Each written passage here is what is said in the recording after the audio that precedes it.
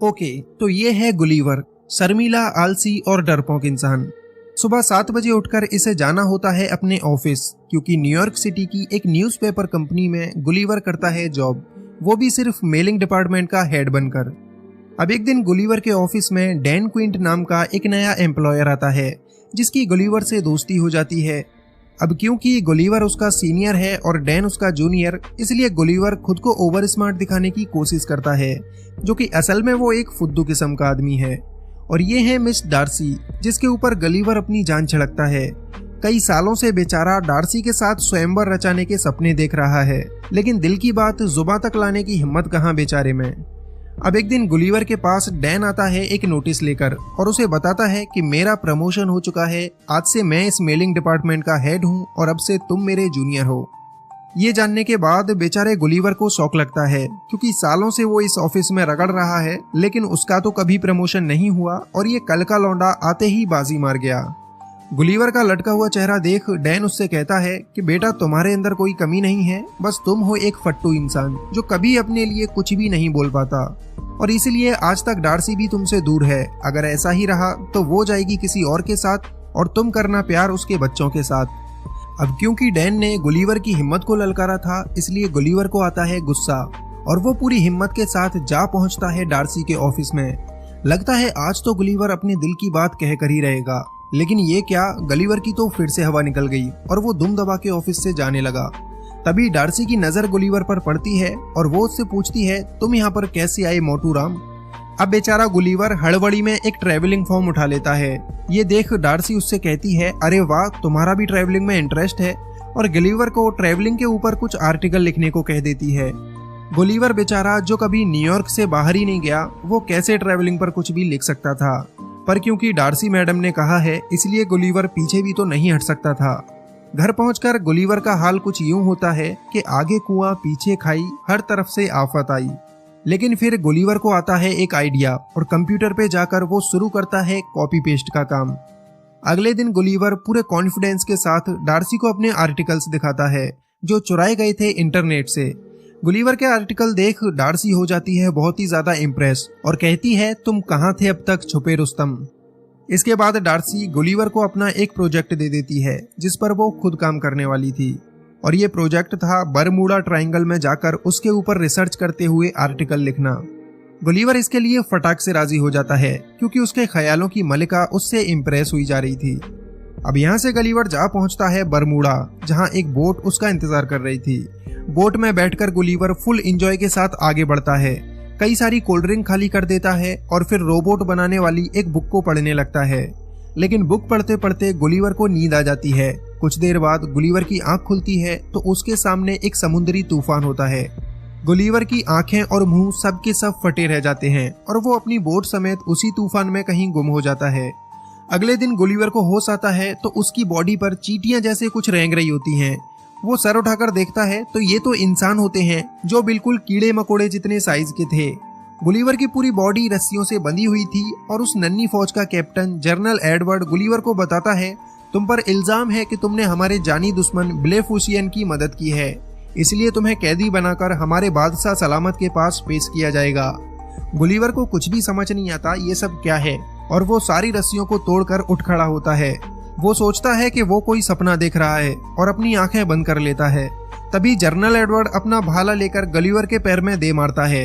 इसके बाद पूरी सेना गुलिवर की रस्सियां पकड़कर खींचने लगती हैं, जिससे उसकी पैंट तो उतरती ही है, साथ ही वो जमीन पर गिर पड़ता है। फिर बेचारे गुलिवर को लकड़ी की गाड़ी पर लेटाकर लिलीपुट साम्राज्य में लाया जाता है। उस राज्य के बच्चे, औरतें सब गुलिवर को देखने के लिए इकट्ठा हो जाते हैं, क्योंकि उनके लिए तो गुलिवर एक राक्षस है। अब राक्षस गुलिवर को राजा के सामने पेश किया जाता है, जहां जनरल एडवर्ड राजा को बताता है कि ये राक्षस एक ब्लेफिसियन जासूस है जो हमारे दुश्मन राज्य के साथ मिला हुआ है। गुलिवर उनसे कहता है, देखो भैया, मैं कोई ब्लूफिशमैन नहीं हूँ, मुझे तो पता भी नहीं वो कौन है। लेकिन जनरल एडवर्ड उसकी ये बात किसी के भी सामने चलने नहीं देता, क्योंकि उसे अपनी बहादुरी के कारनामे दिखाते हुए राजा की बेटी प्रिंसेस मैरी को जो पटाना था। जनरल एडवर्ड गुलिवर को एक गुफा में बनी हुई जेल में कैद कर देता है, जिसमें उसे खाने के लिए घास फूस दिया जाता है। अब यहाँ पर गुलिवर की मुलाकात होती है होरोशियो नाम के एक और कैदी से, जिसकी खता ये थी कि उसने प्रिंसेस मैरी को प्यार भरी नजरों से देखा था और तब से ही उसे बंदी बना लिया गया। यहाँ जब दो कैदी मिलते हैं तो दोनों के बीच बहुत अच्छी दोस्ती हो जाती है। अब यहाँ से शुरू होती है गुलिवर की मजदूरों वाली जिंदगी।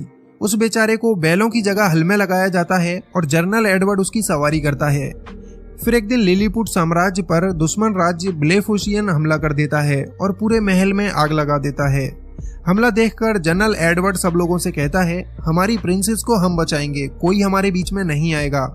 लेकिन दुश्मन सेना के लोग प्रिंसेस को किडनैप कर ही चुके होते हैं। जब तक एडवर्ड वहां पहुंचता तब तक तो प्रिंसेस गायब हो जाती। इसलिए गुलिवर उन सभी लोगों को पानी में फेंककर प्रिंसेस मैरी को उनसे छुड़ा लेता है। उधर नीचे राजा और उसका सेनापति आग में फंसे होते हैं। गुलिवर उन्हें बचाने जाता है, तब उसे कोई रास्ता नहीं दिखता।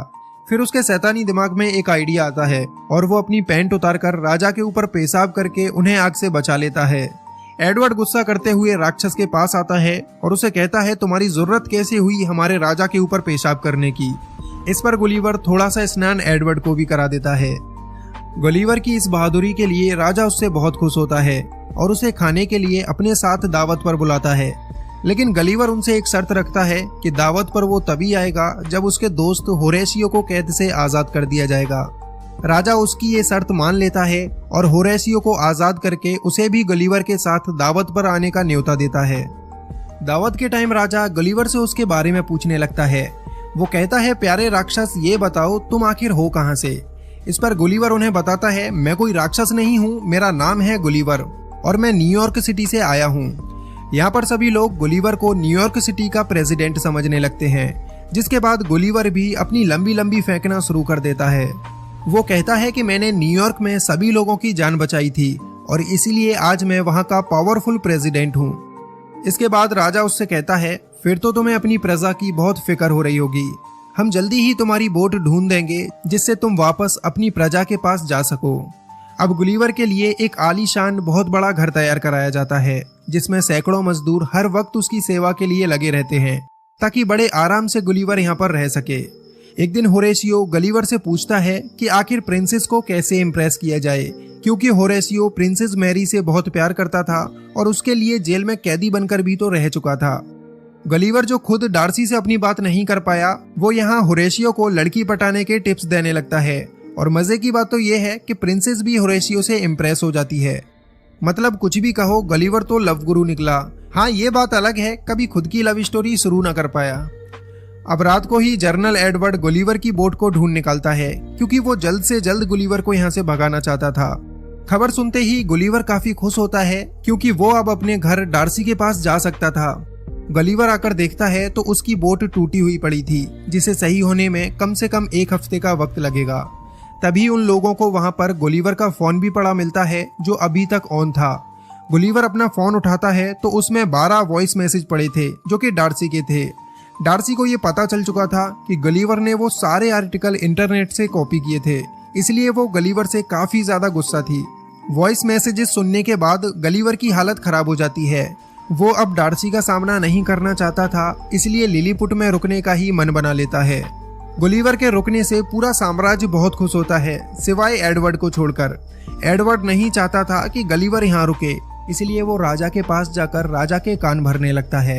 इस पर राजा एडवर्ड की बात मानने की जगह गुलिवर को ही पूरे साम्राज्य का जनरल बना देता है। अब से एडवर्ड की जगह गुलिवर ही पूरी साम्राज्य की सुरक्षा देखेगा।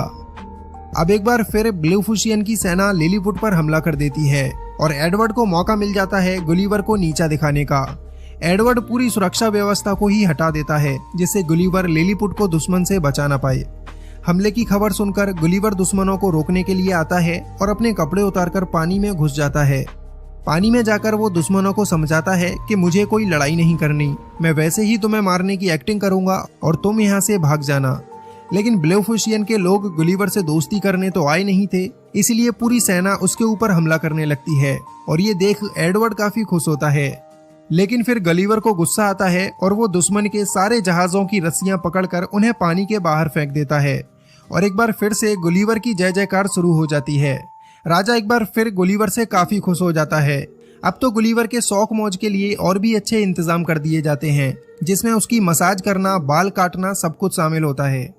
उधर गुस्से से भरा हुआ एडवर्ड जाकर दुश्मन राज्य ब्लेफुशियन से मिल जाता है और गुलिवर की बोट से रोबोट बनाने वाली बुक निकालकर एक विशालकाय रोबोट तैयार करता है जिससे गुलिवर को हराया जा सके। ब्लेफुसियन के लोग लिलीपुट पर एक बार फिर से हमला करते हैं और गुलिवर फिर से तैयार है उन छोटे लोगों को हराने के लिए, लेकिन उसका सामना जब एडवर्ड के रोबोट से होता है तो गुलिवर की हवा टाइट हो जाती है क्योंकि ये रोबोट गुलिवर से भी काफी ज्यादा बड़ा था।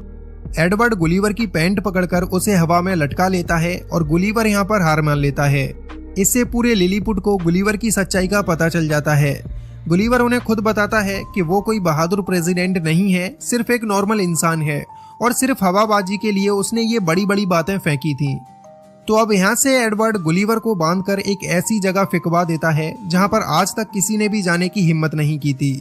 गुलिवर किनारे पर पड़ा होता है, तभी एक लड़की उसे गिलास में बंद कर लेती है क्योंकि वो लड़की गुलिवर के आगे बहुत ही विशालकाय थी, जिसके सामने गुलिवर भी चींटी जैसा लगता है। वो बच्ची गुलिवर को अपनी डॉल बना लेती है और डॉल के कपड़े पहनाकर उसे बारबी हाउस में छोड़ देती है।